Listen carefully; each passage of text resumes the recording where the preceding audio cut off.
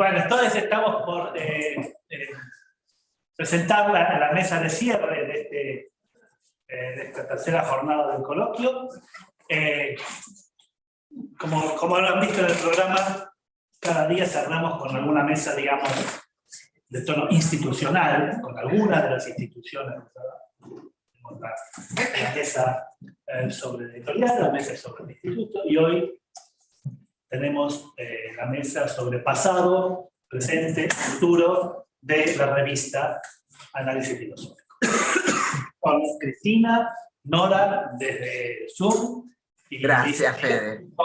Que son tres miembros de comité editorial. ¿Quién empieza? ¿Vos o...? No, empieza. Voy a empezar yo por el pasado. Adelante, voy a leer unos párrafos que escribí sobre el pasado remoto de Análisis Filosófico. Digo así que con un cierto aire nostálgico utilizaré estos 10 minutos para recordar cómo era AF en sus primeros años de su brillante y exitosa carrera.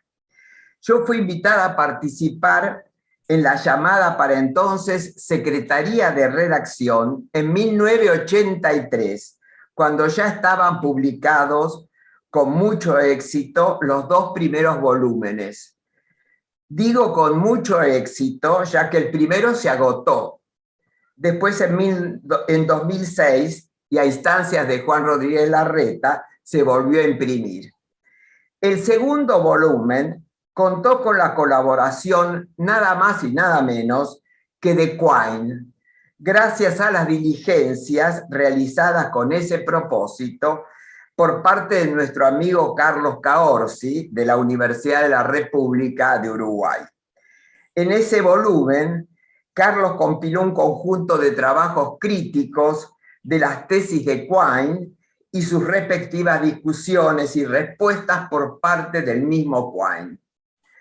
Fue realmente para mí un honor recibir esa invitación y la acepté con enorme satisfacción.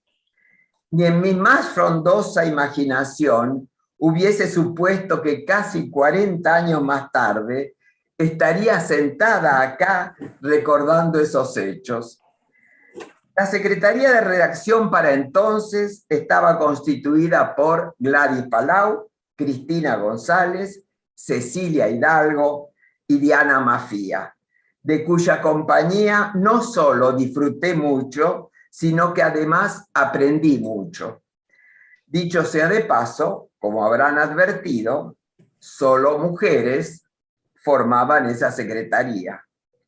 El consejo de dirección, más prestigioso, en cambio, estaba formado solo por varones: Eugenio Buligin, Carlos Nino, Raúl Orayen, Eduardo Rabosi y Félix Schuster. Saquen ustedes sus propias conclusiones, pero las cosas cambiaron. Hoy la Secretaría de Redacción y el Consejo de Dirección se han fusionado y constituyen el Consejo Editorial Mixto, formado por Ricardo Caracciolo, Cristina González, Cecilia Hidalgo, Ignacio Mastroleo, Diego Loller, Ezequiel Monti, Alberto Moretti, Federico Penelas, Lisa Kidelsky y yo. Recuerdo que para esos años ADAF no contaba, obviamente, ni con internet ni con email. Ambas herramientas eran casi desconocidas para la mayoría de nosotros, de modo que AF inició su notable carrera casi como un objeto artesanal. Los manuscritos, bueno, no vayan tan atrás, no eran manuscritos, no eran escritos a mano, tampoco tan lejos, eran trabajos a máquina. Esos manuscritos, esos trabajos a máquina, llegaban a través del correo postal. Por la misma vía se mandaba una nota de recepción, lo que exigía una visita al correo, y luego otra vez al correo para comunicarse con un posible evaluador y enviarle el artículo en cuestión, nuevamente por correo postal, que, dicho sea de paso, no siempre funcionaba tan bien como lo deseábamos. Si el evaluador no aceptaba realizar la tarea encomendada, la cosa se complicaba y exigía nuevas visitas al correo. Por suerte, los evaluadores aceptaban mucho más frecuentemente de lo que lo hacen ahora. En efecto, en los tiempos presentes, demasiadas exigencias para sobrevivir en la academia obligan a que los posibles referees se vean compelidos a rechazar la noble tarea de evaluar y leer a sus pares. Y si no rechazan esa tarea, elaboran sus valiosos referatos. Reclaman entonces una segunda versión, aún una tercera y, ¿por qué no?, una cuarta. Pero hoy todo el proceso se lleva a cabo, obviamente, vía mail. Ya no más visitas al correo, ni fotocopiar los papeles. Aceptado el trabajo para su publicación, emergía otro capítulo, no menos artesanal, la imprenta. Por suerte, el tipeo de los trabajos no dependía de la Secretaría de Redacción, sino de la imprenta. Nosotras, en cambio, asumíamos la pesada labor de controlar que el tipeo haya sido correcto y que, por ejemplo, no se confunda explicación teleológica con explicación teológica, tal como sucedió en una oportunidad. Para colmo de males, el error aparecía en la tapa misma de la revista. Nos costó una dura pelea, bueno, le costó a Cristina una dura pelea con la editorial, pero el error se subsanó. La editorial se hizo cargo y la tapa no confundió a nuestros lectores. No habíamos cambiado el rumbo de nuestras explicaciones. Recuerdo con simpatía las largas horas que, munidas de paciencia y buena onda, nos sumergíamos en la lectura con el ojo atento en busca del error, del párrafo repetido o del párrafo omitido, de la fórmula lógica errónea y otros desatinos por el estilo. No sé si siempre los encontrábamos a esos errores. Habría que revisar los viejos volúmenes. Si quieren hacerlo, con mucho gusto. Una vez más, al correo. Ahora, para enviarle las separatas y los ejemplares correspondientes al autor o autora del trabajo, a los socios y a más de una biblioteca con las que teníamos intercambio de material bibliográfico. Esfuerzo, debo decir, no menor. Valga una aclaración. Empacar los ejemplares y enviarlos no era tarea de la Secretaría de Redacción. Y en general, para las incesantes visitas al correo, disponíamos de una secretaria. No solo socios y bibliotecas recibían nuestra revista, pretendíamos además distribuirla lo más ampliamente posible, lejos, muy lejos del famoso acceso abierto del que hoy disponemos, inimaginable en aquellos tiempos. No sé bien por qué, pero lo cierto es que me encomendaron tareas que asumí con buen ánimo. O las propuse y asumí yo misma voluntaria y libremente, no recuerdo. Una de ellas consistía en llevar ejemplares a algunas prestigiosas librerías con la idea de venderlos. Obviamente solo los aceptaban en consignación y no con mucho entusiasmo. Mi fantasía de vender las revistas, verlas en exhibición y hacernos de unos cuantos pesos para las arcas de SADAF se frustró al primer intento. Mis conocimientos de comercialización, nivel 0. Pasados unos meses me devolvían los ejemplares ajados y cubiertos de polvo. Sin embargo, todo esto no fue tan inútil. No recuerdo bien, pero obtuvimos una conexión interesante que se mantuvo hasta iniciada la pandemia con la librería García Cambeiro, que se especializaba en identificación, selección y suministro de publicaciones de interés académico y temática latinoamericana, que ofrece libros y revistas con servicios a bibliotecas en más de 20 países, tal como dice la página web de García Carpintero. Durante esos largos años, García Carpintero compró sistemática y ordenadamente los ejemplares que publicábamos para, si entiendo bien, entregar a las bibliotecas con las que ellos tenían acuerdos. Si bien lo de la librería no funcionó, la distribución de la revista en congresos, jornadas, coloquios, dentro y fuera del país, casi siempre vía donación, fue más exitosa. Siempre había un lugarcito en nuestro equipaje donde cargar un número más o menos prudente de ejemplares que siempre eran muy bien recibidos. Valía la pena el esfuerzo. Con la finalidad de una distribución más amplia, Análisis Filosófico implementó lo que podríamos decir una suerte de publicidad en otras revistas de filosofía, tales como Manuscritos, Crítica, la RLF, con las que se organizó un intercambio de anuncios. Las tapas e índices de las revistas publicitadas aparecían en las páginas de Análisis Filosófico, y las tapas de Análisis Filosófico estaban presentes en las otras revistas. Quiero incluir en este breve relato una curiosidad de Análisis Filosófico en estos primeros años de su historia. Análisis Filosófico contaba con una sección titulada Noticias, en la que se informaba acerca de actividades destacadas en el mundo académico filosófico. Se anunciaban, por ejemplo, nuevas publicaciones, visitas de filósofos y filósofas, más filósofos que filósofas, homenajes, conferencias, encuentros, congresos a realizarse en y fuera del país, viajes de nuestros socios por motivos académicos, etcétera, etcétera.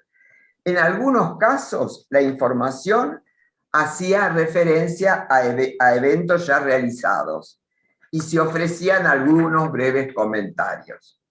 Otras veces se daban a conocer los programas de tales eventos.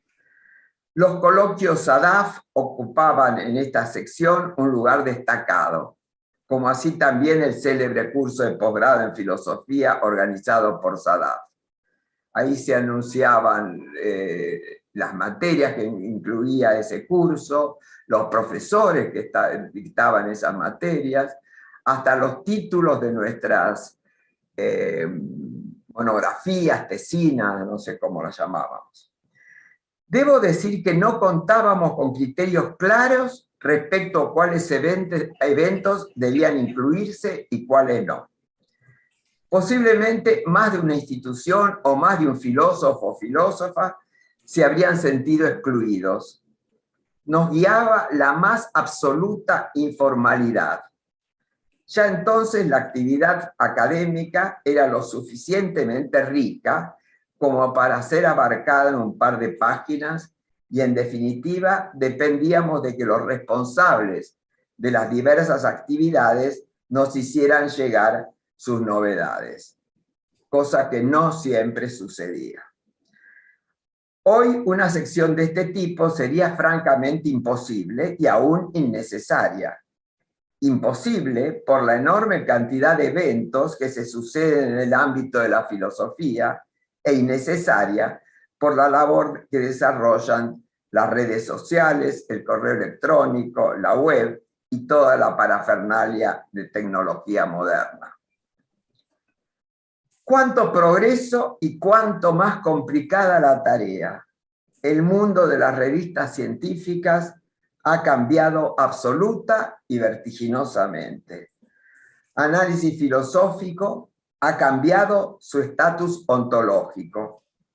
Ha dejado de ser un objeto tangible de papel y tinta que ocupaba un lugar en mi biblioteca y se ha convertido en un objeto virtual que no encuentra espacio en ella. Y lo que yo lamento mucho, creo que hay algunos que lamentan también.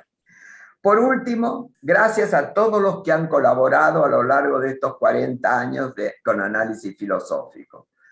No puedo nombrarlos porque son demasiados, referees, autores, algunos que pusieron mucho empeño, voy a nombrar muy poquitos: Alberto, Diana, Helio, Diego, Nacho, Fede, Rivera López, bueno, no, me arrepiento, no debí haber nombrado porque seguro que me salteo alguno. Pero en especial, gracias a Ana María y a Marina, pero sobre todo gracias a OJS y sus aledaños.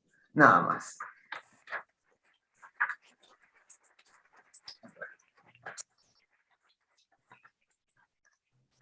Cristina.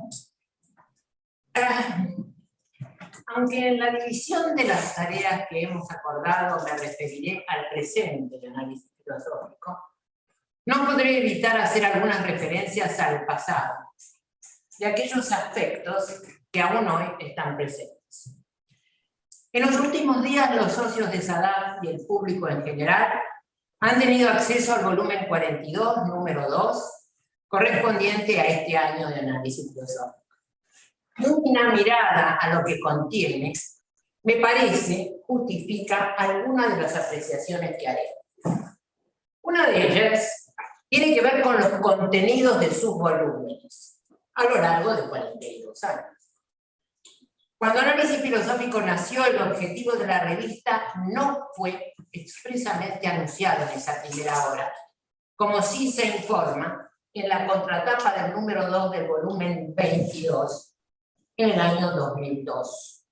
Ese objetivo es, cito, Análisis Filosófico es la publicación especializada de SADAP, publica trabajos inéditos de filosofía teórica y práctica que contribuyan al desarrollo del análisis filosófico. Está dirigida a investigadores, docentes y a todos aquellos que participan activamente en el quehacer filosófico. Fin de la cita. Yo creo que ese objetivo lo hemos logrado. Ser el órgano oficial de una institución que nació y se propuso el análisis filosófico, ser una revista abierta a quien mostrara ejercerlo, era todo un desafío. Si bien existían pocas revistas filosóficas en lengua española respecto de la cantidad actual, la nuestra cargaba con un mote prejuicioso difícil de erradicar, pues a la invitación que se hacía a filósofos de nuestro medio para que mandaran trabajos a ser publicados en análisis, la respuesta que solíamos recibir era, cito, es una revista de lógica, hacen filosofía analítica. Lo que liquidaba las presentaciones de investigación. Así pues, resultó difícil durante muchos años cumplir con el compromiso de que aparecieran 2 números por año calendario, que era lo que se había programado. Pese a las contribuciones que hicieron filósofos argentinos, las contribuciones de nuestros colegas uruguayos, mexicanos, españoles, y la de filósofos angloparlantes que alentaron este proyecto. Hoy, una revisión de los contenidos publicados hasta ahora torna al menos gracioso aquel epíteto que nos atribuyeron, como los demuestran las controversias que llegan a nuestros días acerca de qué cosa es la filosofía analítica. Una superficial nómina de temas revela que están presentes una importante cantidad de materiales correspondientes a las más diversas disciplinas de la filosofía. A lo largo de este coloquio, precisamente, hemos tenido algunas muestras de esa variedad. Creo, pues, que hemos logrado mantener coherentemente el objetivo previsto. Los grandes cambios de análisis filosófico que se dieron y se ponen de manifiesto hoy están en otro orden, que mencionaré a continuación. En primer lugar, un cambio de estructura respecto de las responsabilidades. Hoy la revista tiene un consejo editorial, tiene miembros asociados y un consejo asesor. Este último, constituido por una nómina que ha ido cambiando y cambia con la incorporación de nuevos réperes.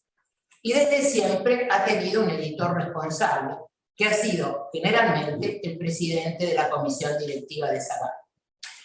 Toda la gestión administrativa que originalmente estaba a cargo de la Secretaría de Redacción Gracias a la colaboración en su momento de Fabiana Naretti, la hija de Gladys, que nos ayudó eficazmente en la elaboración de los archivos de análisis filosófico, esa actividad pasó a estar en manos de Ana María Calceta.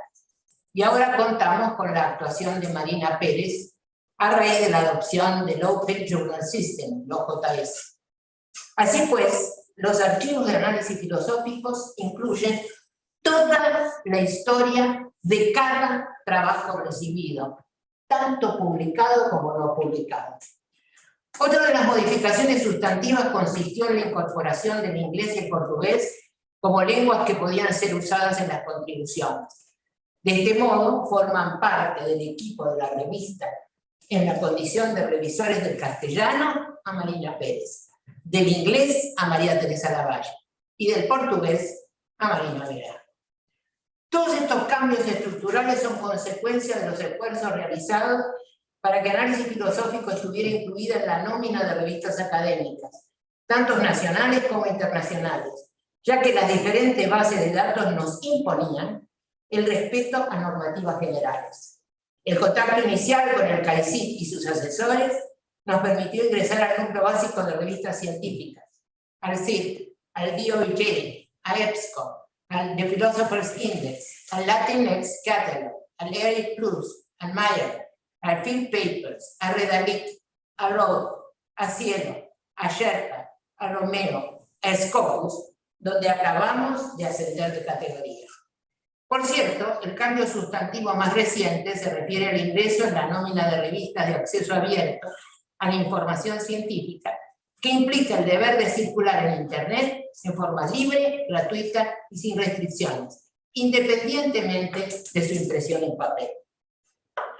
Todos están invitados a revisar el número 2 del actual volumen 42 que acaba de aparecer, y verán entonces algunos de los datos que mencioné y otros que seguramente involuntariamente omití. Para preparar estos comentarios, Marina Pérez me acercó los siguientes datos de un relevamiento hecho por ella de los envíos recibidos en 2021-2022. De los envíos recibidos en estos 2 años, 38 fueron publicados. De ellos, 9 corresponden a la sección temática de Rosenblatt, 15 a la sección temática de Barrio y Padrón, 6 artículos destinados a recordar a Eugenio Uligui y una traducción. Además, 12 trabajos fueron rechazados después de los referatos. 66 fueron rechazados por el comité de redacción antes de enviarlos a referencia. Además, el comité invitó a presentar 7 notas críticas y una reseña que están en proceso de escritura. También tenemos información respecto de nuestra relación actual con las bases de datos. Seguimos en Q3 de Shimago y estamos actualizados en Cielo, Scopus, Redalit, etc. No los voy a abrumar con un análisis de los gráficos que esas bases presentan, pero esos gráficos revelan que hemos mejorado nuestra situación en los últimos años. Aunque en el OJS están los índices de todos los números de análisis filosófico desde su nacimiento, todavía no están todos los textos completos. Esta tarea se irá realizando de aquí en más. Como he tratado de sobrevolar muy rápidamente con la mención de algunos datos, análisis filosófico es el resultado de las contribuciones de muchas personas, pero fundamentalmente, y esto lo quiero subrayar, del compromiso asumido por los socios de SADA que han hecho y hacen posible su existencia. Muchas gracias.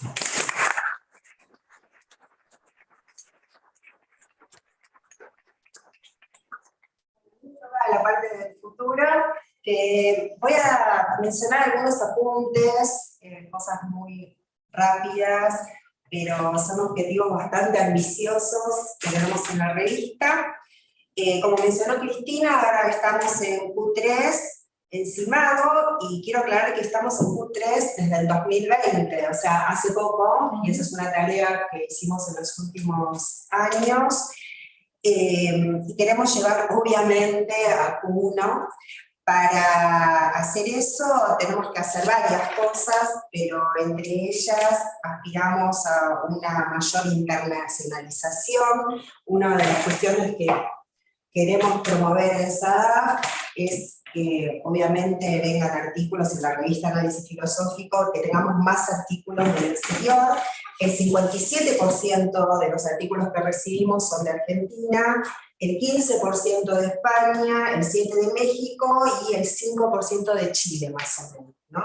De ese 57% de Argentina, el 31% corresponde a la UBA, el 8% corresponde a CONICET, que es muy poco, y después tenemos de Córdoba el 5% de Córdoba, el 5,1% de la UNAM y el 3% de la Universidad de Mar del Plata. Entonces lo que quisiéramos también es diversificar un poco los aportes que recibimos del país, pero también internacionalizar el aporte, ¿sí? Esperamos que en los próximos años al menos tener una paridad de 50 y 50, nacional e internacional. También para eso tenemos que tener presencia fuerte en las redes, aunque las tenemos, bueno, deberíamos también diseñar algunas políticas. Nuestra idea es establecer relaciones estrechas con otras revistas latinoamericanas para fijar políticas de crecimiento, también enfrentar los desafíos que se vienen, ¿no? Porque nos falta el análisis filosófico, la publicación online, varias otras cosas. También lo que incorporamos últimamente, hace poquito, es el software que se llama, no sé bien cómo se pronuncia, se llama iAuthenticate o algo así, que es de Crossref, que sirve para revisión de originales, que eso no lo teníamos hasta ese momento, que nos va a venir súper bien, y eso lo hicimos en colaboración con la Revista Latinoamericana de Filosofía, y en ese sentido ya establecimos algunas colaboraciones con otras revistas argentinas, pero nos gustaría ampliar un poco más esa red.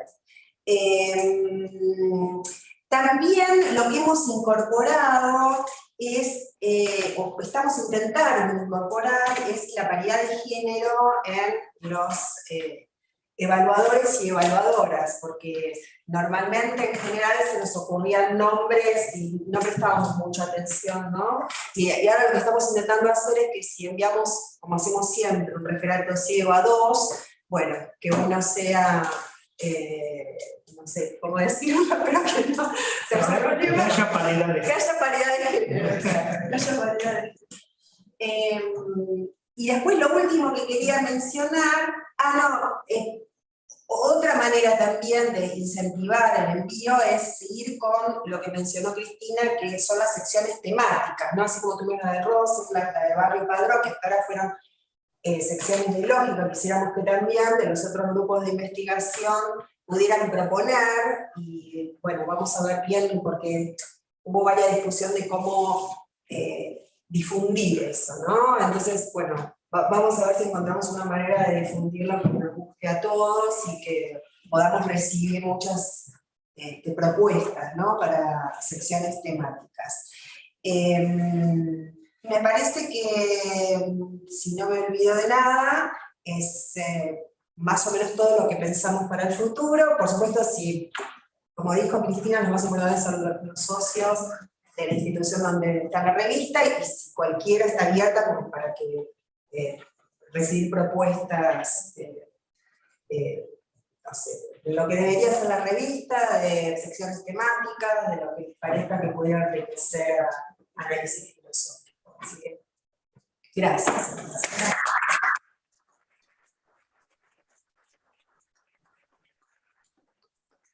¿Comentario, preguntas? Sí, sirve, pero yo a veces veo en Filos L, por ejemplo, Sí. recordatorios de que existen revistas, no sé, Diputate, por ejemplo, Teoría, son revistas buenas y cada tanto sacan periódicamente. Yo cada vez que leo eso digo, ¿por qué no hace lo mismo en análisis filosófico? ¿Qué, ¿Vos decís convocatorias? No, hay listas como... Sí. No entendí el nombre. Filos L, por ejemplo. Recordatorios de que existe la revista. ¿Sí? Prueba de vida, se Sí. llama.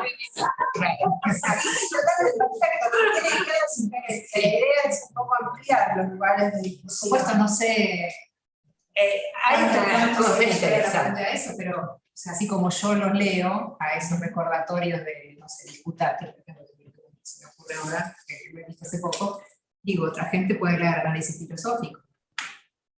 Sí, claro. Sí, también nos llama la atención el número tan bajo de investigadores del CONICET que publican el análisis, que bueno, podría también ser más alto y también podríamos hacer divulgación, no sé. Sí, llamado a números especiales también, o sea, llamado abierto a números especiales. Sí, hay un poco de... Perdón, ahí hay algunas limitaciones. Si por números especiales se entiende un tercer número de los que vemos, de los que publicamos, no hay consenso, no hay consenso al respecto. La idea es un dossier. Claro. Esto es, de la misma manera que hicimos con Rosenthal, hacer lo que hicimos con el dossier que publicó Eduardo y Romina, hacerlo con otros, por supuesto. Pero abierto, por ahí es una convocatoria abierta que pase por referato. No, eso seguro. Sí, no, eso no. A mí me parece que no están suficientemente aceitados los contactos personales que los colegas locales tienen con colegas en el extranjero. Me parece que el cara a cara con, digamos, profesionales que están, independientemente de su nacionalidad, que están fuera del país y que hacen análisis filosófico, habría que, digamos, pulirlo en algún sentido. Las convocatorias abiertas, es decir, ustedes, algunos se habrán asombrado la cantidad de rechazos que tenemos. O sea, quiere decir que las revistas algunos llegan. El tema es que se trata de una revista que tiene como objetivo el análisis filosófico. Y nosotros tenemos muchos rechazos que ponen de manifiesto que se hace otro tipo de práctica filosófica que no es el análisis. Entonces, la convocatoria abierta sin género me parece que tiene algunas dificultades. Yo les sugeriría a todos los que tienen contactos internacionales que pulieran un poquito ese contacto. ¿Por qué? Porque nos garantizaría ingresos que tienen que ver con una manera de hacer filosofía. Para no ponernos en una situación, no podemos contar algunas de las escenas divertidas que tenemos. Hay internas, ¿no? Como toda comisión. Tenemos distintas Hay opiniones. muchas internas. Hay muchas internas, no es tan fácil, ¿no? Entonces, bueno, No. vamos logrando cosas, ¿no? Lo importante es que vamos Pero logrando. de todas maneras me refiero al hecho de las situaciones de rechazo, no se imaginan las cosas que podemos poder recibir. Entonces, la convocatoria abierta, si el que recibe la convocatoria abierta no termina de entender cuál es el perfil de la revista, a lo mejor en lugar de los 88 rechazos, tenemos 800. Y eso significa que hay que leerlo, porque no rechazamos nada sin leer. O sea, El título de la revista, de alguna manera. no, olvídalo. Bueno, no olvídalo, porque todavía hay gente que dice que hacemos filosofía analítica. Escúchame. Por eso te No sirve para nada. No sirve. Perdón, no escuché qué es lo que vos, Cristina, decís que lo olvide, porque no escucho desde el salón. Perdón. Vos dijiste olvídalo, no sé tan firmemente. ¿Me escuchás? Ahora, a vos sí, perfecto. Lo que María Teresa creía, y lo que yo trato de decir que es inútil, es que el perfil de la revista lo da su título. Se llama Análisis Filosófico. Y yo lo que le digo es que eso es absolutamente inútil. Eso no impide que recibamos las cosas que recibimos. No eres campeona en lo que suele ser una de las primeras que lee, es campeón en identificar el tipo de producciones que terminamos rechazando.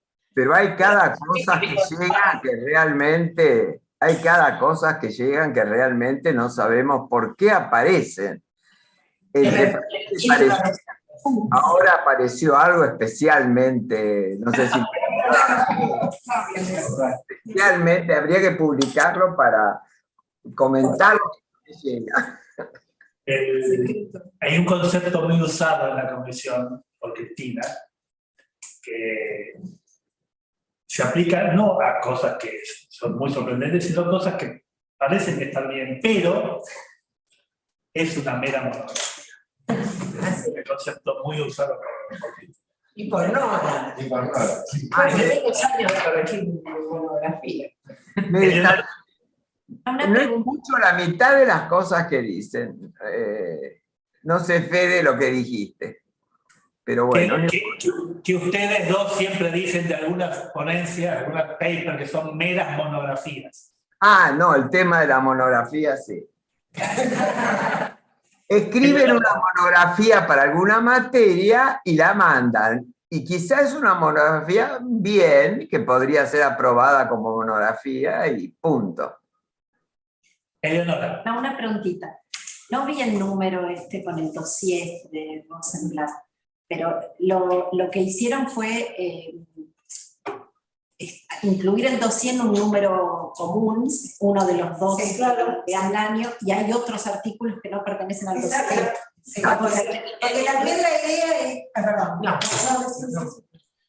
la idea es que todos esos artículos también cuentan para la revista, Exacto, con la cantidad de artículos que tenemos que publicar por año para mantenernos en algunas bases, y porque como queremos también subir el estimado, y eso depende solamente de las citaciones, de que haya gente que cite artículos que están publicados en análisis. Entonces decidimos hacer esa política de no hacer un número aparte, Me acordaba de que sí, Eso es un tema muy importante, que los socios de SADAP, cuando escriban papers y manden papers, que citen artículos de claro, la eso es algo que tenemos que empezar a incentivar. Artículos de la Claro, porque es la única manera de subir encima. Por eso me pareció que una idea brillante, es opinión personal, idea brillante para el festejo de los 50 años de SADAP, es que se propusiera hacer que se propusiera una invitación a discutir trabajos publicados en análisis. Me pareció absolutamente brillante como idea, porque era un modo de poner en evidencia qué quiere decir ser órgano oficial de la institución, por un lado, y significa además que dejamos de cumplir un viejo apotegma de Eduardo Rabosi que decía, no nos leemos. Eleonora. Pensé que tenías otra.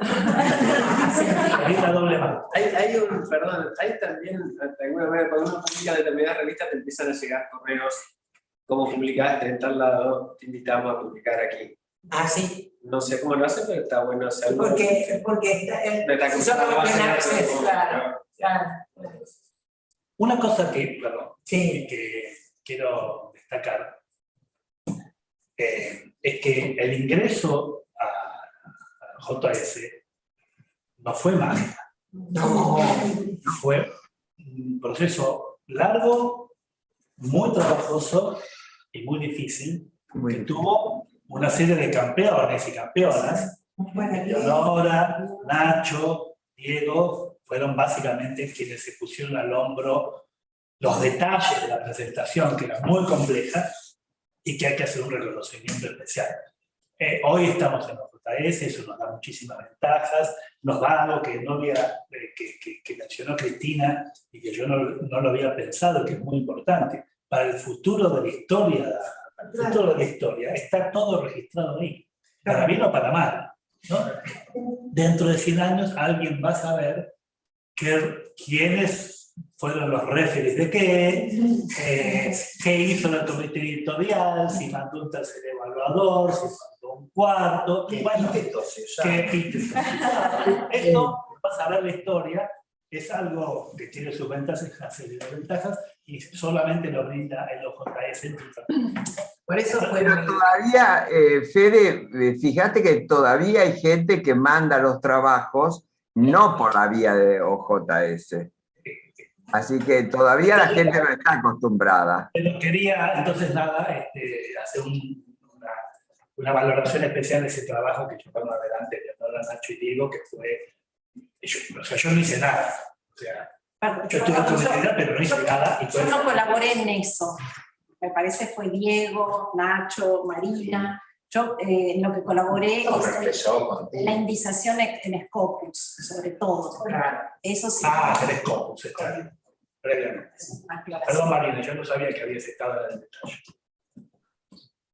Ahora, piensen que todo esto es posible porque existen los socios de la recuerdo el punto, dada la complejidad de la estructura que tiene todo esto, y que ha tenido con el paso del tiempo.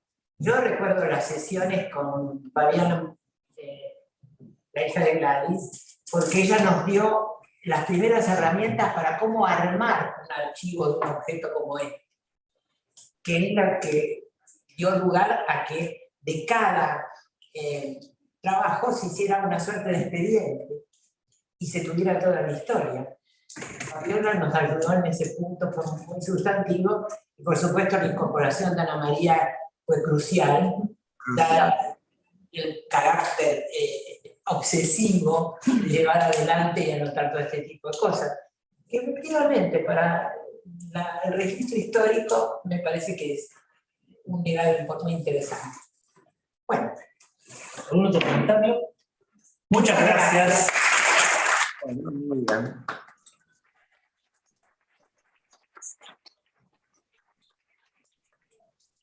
Nos vemos entonces mañana. Arrancamos a las 10 también. Arrancamos a las 10 de la mañana. Y no se olviden que a las... No se olviden que tenemos el brindis también.